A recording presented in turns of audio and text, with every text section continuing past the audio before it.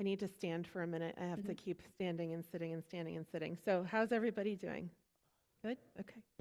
We got that level of Shabbat shalominess that we're looking for, right?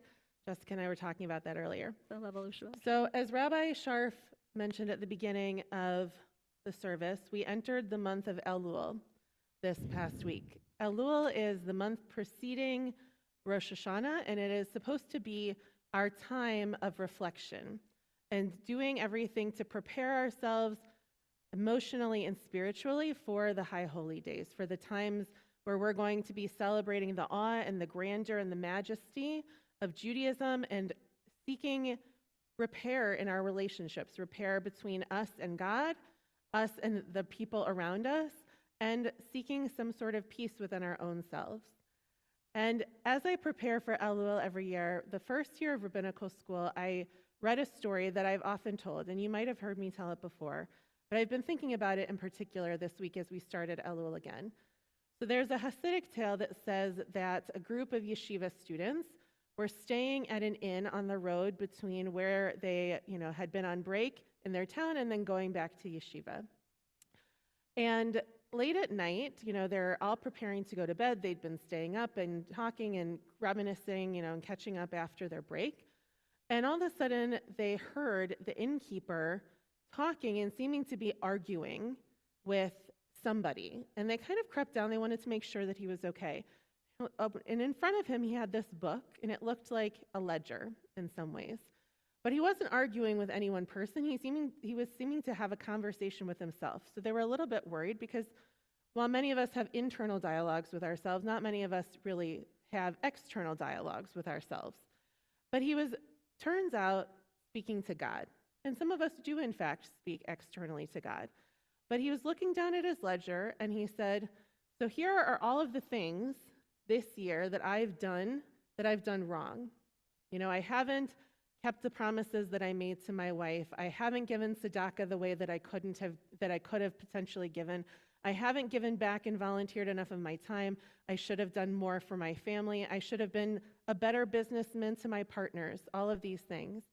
And then he paused and he took a breath and he said, okay, now, God, let's talk about what you haven't done for me this year. And God, you haven't given me all the things that I've asked for. I asked for health for my family, and it wasn't there. My wife has been ill. And I asked to make sure that I had enough money to buy food for my family, and I have not been able to give my children what they needed. I would have really liked a little extra money to go on a little vacation. I didn't get that either. But you haven't lived up to your end of the bargain, God, and I haven't lived up to mine either. So maybe we'll call it even for this year, and we'll move forward to next year.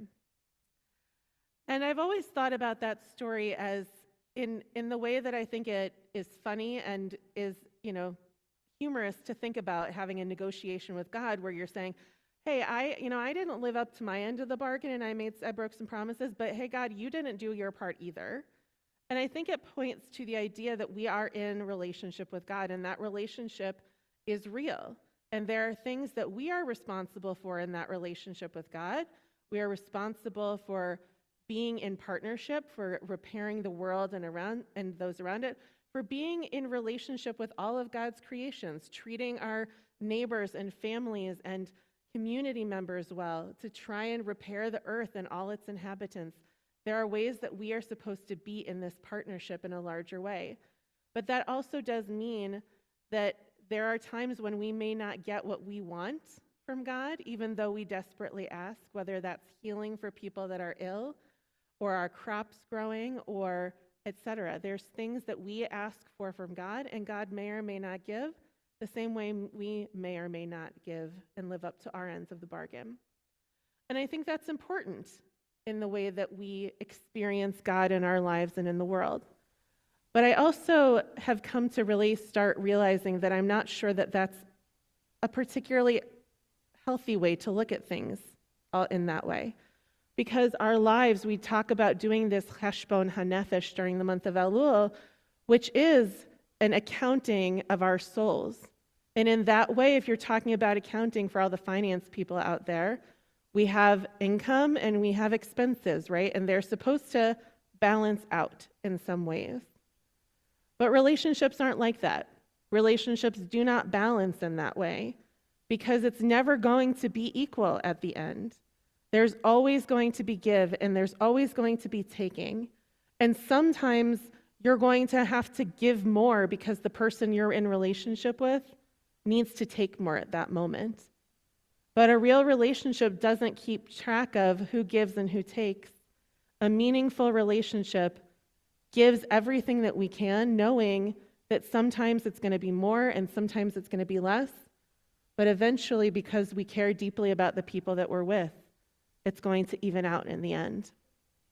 And I think that's true whether or not we're talking about a relationship with God, the relationships that we have with our colleagues, our community members, our spouses, our children. There isn't 100%. That's not how relationships work. Sometimes you have to give 150%, and the other person has to give 70%. And that's okay, because eventually it's going to change.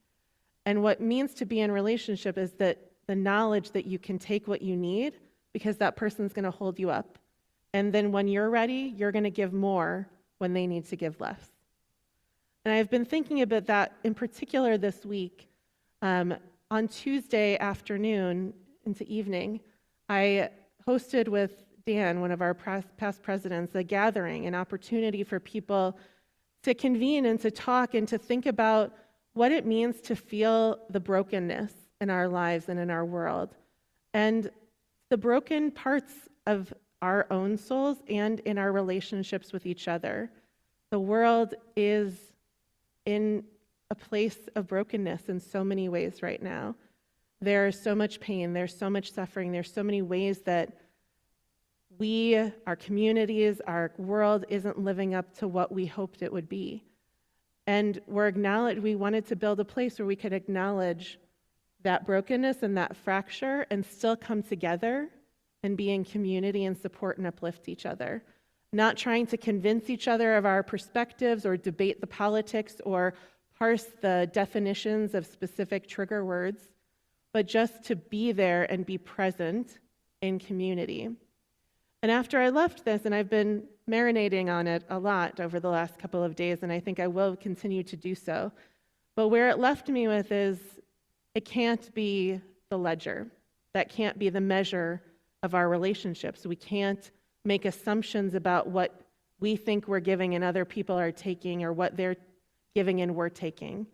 Part of being in community with each other and in relationship, real relationship with each other within our synagogue, means that we are assuming the best of intentions from every single person, that we're really building opportunities to be there for each other, to uplift each other in a supportive and affirming way, and not measure and not account for that.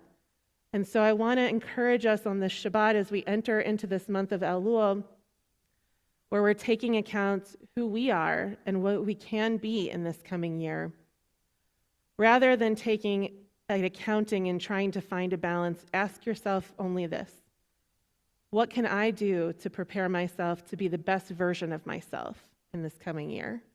And how can I mend the relationships with the people I care about so that they too, and we all together, can become the best versions of ourselves in community together? And I think if that is the work that we focus on in the next month of this reflection, we'll be in a really different and affirming and loving place with each other come High Holidays. So I want to invite you to take a moment and think of somebody that you might want to talk with and repair a relationship. Figure out ways that you can continue to build on those and be present for each other. Shabbat Shalom.